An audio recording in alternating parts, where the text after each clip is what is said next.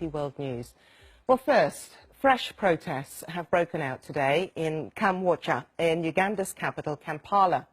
Police have arrested at least 7 people and have managed to quell the demonstrations.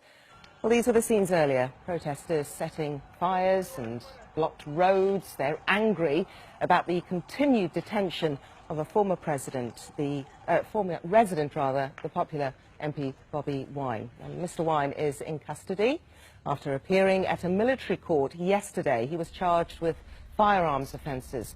Now, his lawyers say that he had been beaten so badly he was unable to sit, speak or even stand. Well, the level of violence used in the run-up to the Arua by-election has drawn international condemnation. Earlier today, EU officials said that there was no room for repression or violence in a modern, democratic Uganda, whilst the United States said that detainees have the right to humane treatment, due process and access to lawyers and, of course, to their families. But that was something that Mr. Wine had not been granted until today, when his wife and his brother were finally allowed to pay him a visit.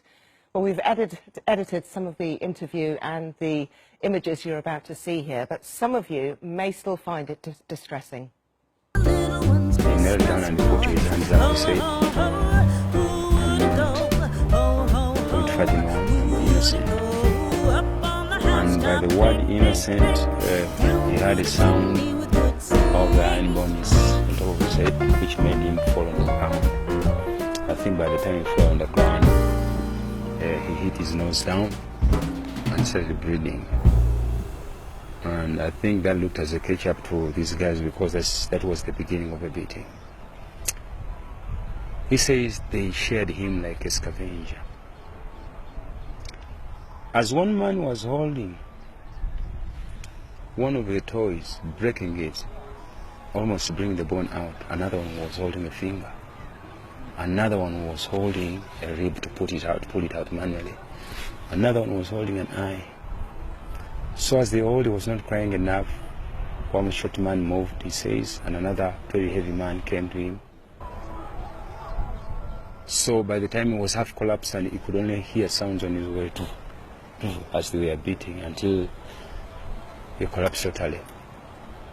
He woke up, maybe, he didn't tell me whether it was the following day or it was the day in the evening, only to find himself in a container, some kind of container chained up.